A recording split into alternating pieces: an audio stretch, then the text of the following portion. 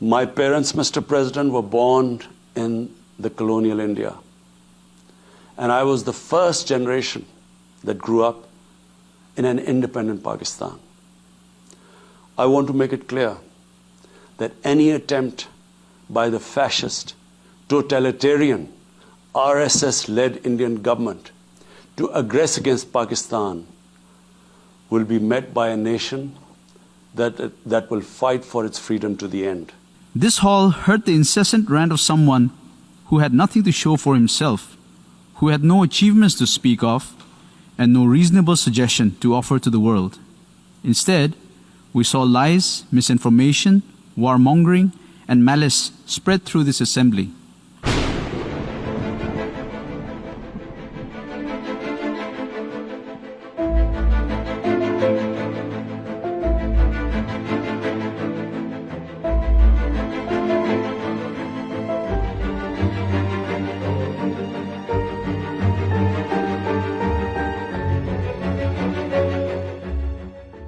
Mr. President, the pandemic was an opportunity to bring humanity together.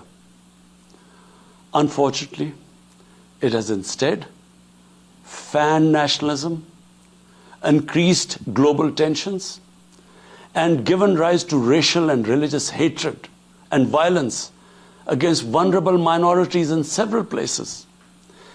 These trends have also accentuated Islamophobia.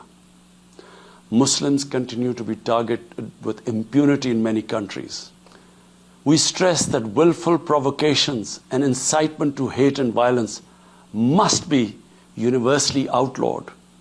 Mr. President, I am exercising India's right of reply to the diatribe that we heard this morning from the Prime Minister of Pakistan.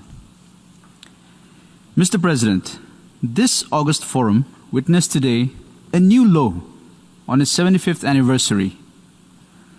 The leader of Pakistan today called for those who incite hate and violence to be outlawed.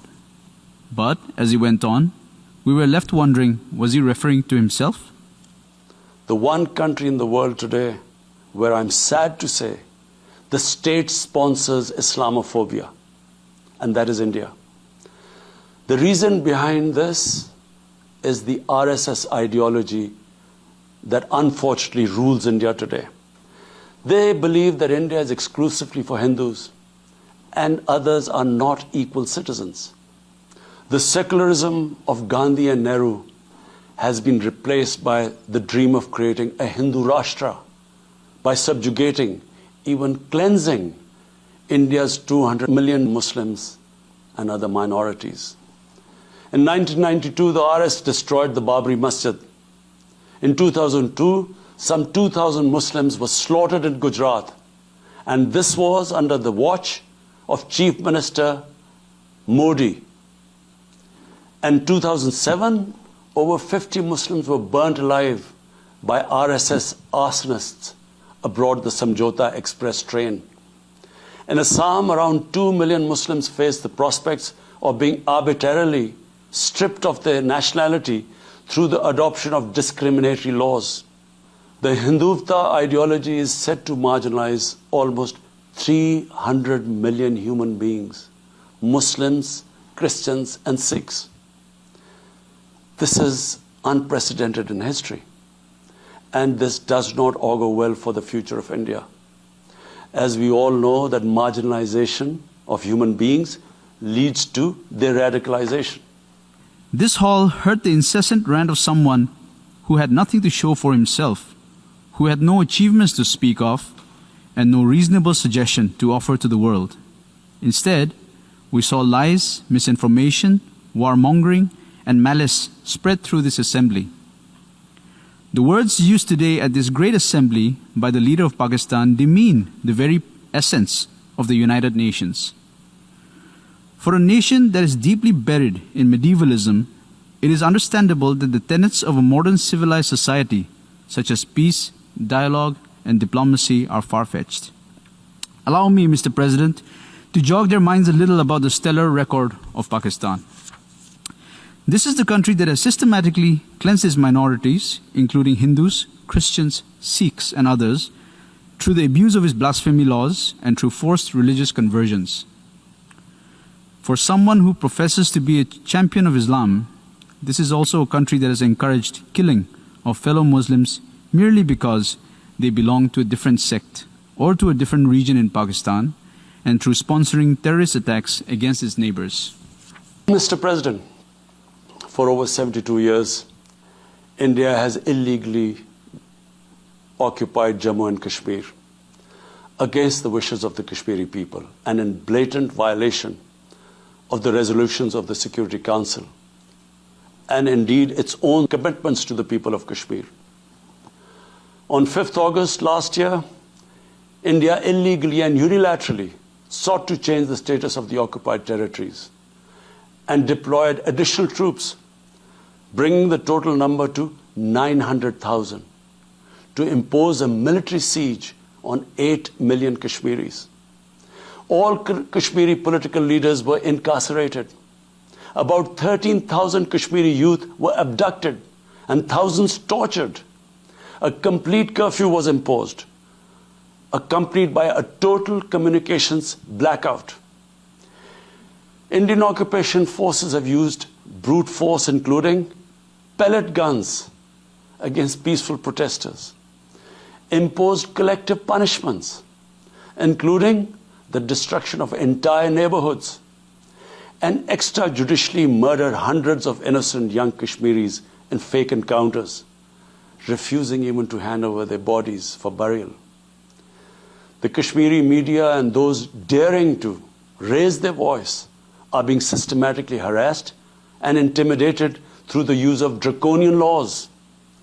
All of this is well documented in the reports of the United Nations High Commissioner for Human Rights, communications from the Special Rapporteurs of Human Rights Council, statements from human rights and civil society organizations. The leader whom we heard today is the same person who referred to the terrorist Osama bin Laden as a martyr in his parliament in July. The same leader who spewed venom today admitted in 2019 in public in the US that his country still has about 30,000 to 40,000 terrorists who have been trained by Pakistan and have fought in Afghanistan and in the Indian Union territory of Jammu and Kashmir. This is the country that brought genocide to South Asia 39 years back when it killed its own people. This is also the country that is shameless enough not to offer a sincere apology for the horrors it perpetrated even after so many years. This is the same country that provides pensions for dreaded and listed terrorists out of state funds. This is the same country that has the dubious distinction of hosting the largest number of terrorists proscribed by the United Nations. The international community must investigate these grave violations and prosecute the Indian civil and military personnel involved in state terrorism and serious crimes against humanity being perpetrated, I'm sad to say, with complete impunity. The objective of this brutal campaign is to impose what the RSS-BJP regime has itself called the final solution for Jammu and Kashmir. To this end, the military siege is being followed by moves to change the demographic structure of the occupied territory. This is an attempt to obliterate the distinct Kashmiri identity in order to effect the outcome of a plebiscite envisaged in the UN Security Council resolutions. This action is in violation of the UN Charter, Council resolutions, and international law, particularly the 4th Geneva Convention. Changing demographic structure of occupied territory is a war crime. What should rather be on the agenda of the United Nations is Pakistan's deep state and its unrelenting political and financial support to terrorist organizations and mercenaries which are a threat to global peace and security. My parents, Mr. President, were born in the colonial India. And I was the first generation that grew up in an independent Pakistan.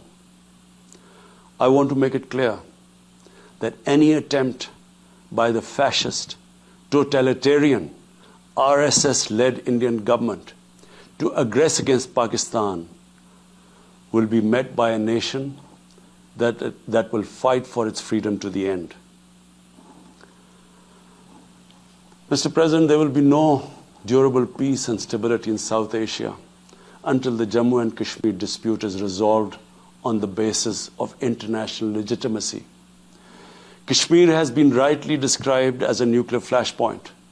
The Security Council must prevent a disaster conflict and secure the implementation of its own resolutions, as it did in the case of East Timor. The Council has considered the situation in Jammu and Kashmir 3 times in the past year. It must take appropriate enforcement actions. It must also take steps to protect the Kashmiris from an impending genocide by India. The only crowning glory that this country has to show to the world for the last 70 years is terrorism, ethnic cleansing, majoritarian fundamentalism, and clandestine nuclear trade. Mr. President, let me assert here loud and clear. The Union Territory of Jammu and Kashmir is an integral and inalienable part of India. The rules and legislations brought in the Union Territory of Jammu and Kashmir are strictly internal affairs of India. The only dispute left in Kashmir relates to that part of Kashmir that is still under illegal occupation of Pakistan. We call upon Pakistan to vacate all those areas that it is in illegal occupation of. The only way for Pakistan to become a normal country is to abjure its moral, financial and material support to terrorism, turn its attention to the problems faced by its own population, including its minorities, and stop misusing UN platforms to further its nefarious agenda.